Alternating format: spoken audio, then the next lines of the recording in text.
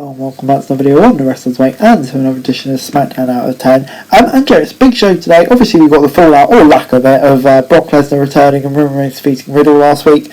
And Joe, we're just a week away from Money in the Bank now, I think. So yeah, we're going to get some big build up for that, more qualifying matches, and just some storyline building up. So let's get straight into it with Drew McIntyre kicks the show and said he planned to win the Money in the Bank match and challenge Roman Reigns for the title. Sheamus came out with Butch and Reed and said he would be the one to win the briefcase. Paul Heyman and Adam Pearce then came out, and the latter announced thanks to the special counsel's influence on WWE management, Drew and Sheamus were both out of the ladder match unless they beat the Usos in a tag team match tonight. Disgusting behaviour from Paul Heyman, you know.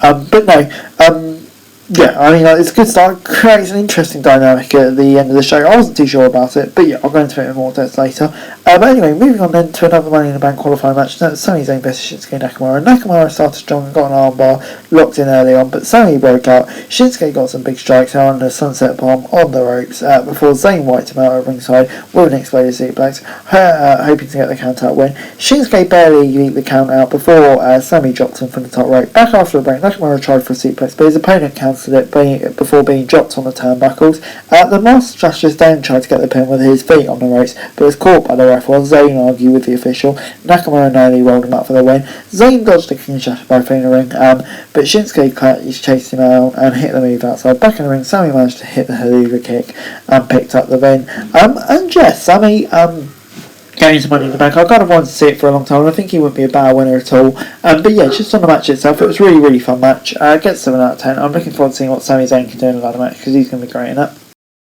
Kofi and Woods were out next and said they were getting sick of weekly rematches. I agree. Instead, they wanted to see Shanky dance, and despite Jinder Mahal not being too happy about it, the Giant entertained the crowd with his moves. Jinder tried to stop Shanky, but Lashley shoved him in a corner. Jinder fed away and the dancing continued, but the Viking Raiders attacked them from behind. The New Day got demolished in the Smackdown ring as the Raiders hit their combined finishes on Woods and Kingston.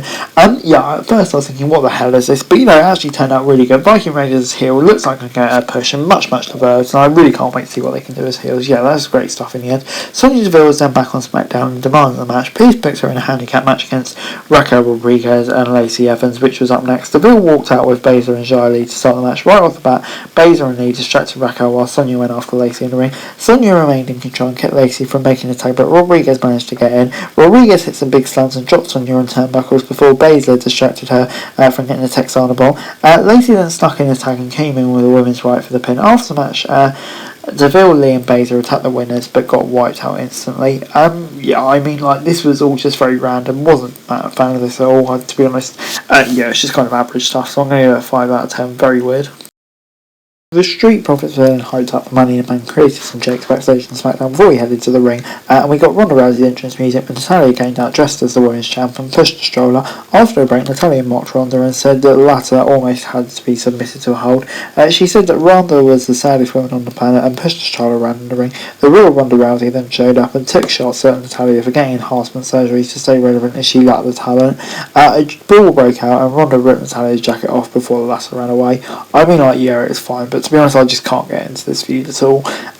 So yeah, it's just there really. Before backstage, Drew McIntyre and Sheamus were still at each other's throats as we prepared for the main event. Then we got Gunther versus Ricochet. Gunther got some big moves early on, but Ricochet came back with a kick to his head. The champ then got back in control with a lariat before getting a big boot. Ricochet was then caught in a submission hold, but grabbed the ropes to force the break. Back after his effort, despite his efforts, Gunther had back-to-back offences like a German suplex and a running shotgun drop kick. Towards the end, the champion pinned the challenger following a powerbomb. Dominant reign from Gunther so far. I think the audience is coming.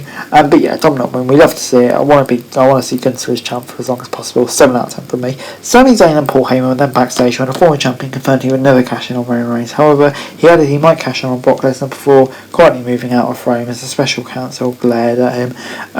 Yeah. Moving on, Tamina versus Shotzi was up next. Tamina started strong and got a power slam early on for a near fall. Shotzi locked in a hole before landing on a big drop kick in the ring. The former women's tag team champ countered the top rope move with a super kick and got a near fall. However, Shotzi sent Tamina in the ring before getting a huge DDT for the win. And yeah, it's kind of like when AEW put those women on like towards the end of the show and like very little care levels. They haven't done anything for these two women to make the audience care about it.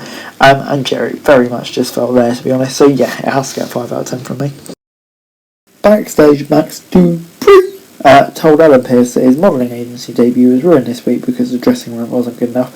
Yeah, this is getting kind of tiresome now. Can we move on now and do something else with LA Knight, please? Pat McAfee stood on the announce desk and made fun of Happy Corbin. He challenged Mary Jackpot City to a match at SummerSlam before he headed to the main event.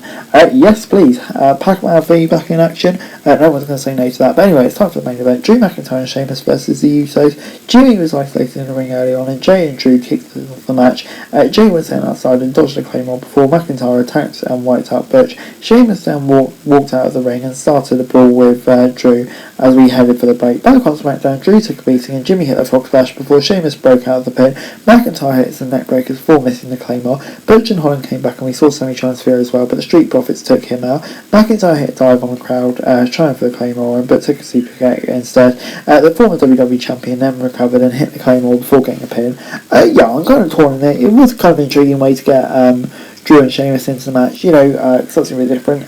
Didn't mind it at all. But yeah, I mean, like, having your tag team champions pinned, who've been champions for over a year by a team that don't even like each other, it's kind of, yeah, it's double-edged sword, to be honest. So I'll give it a 6 out of 10. I'm kind of the middle between what I was going to give it.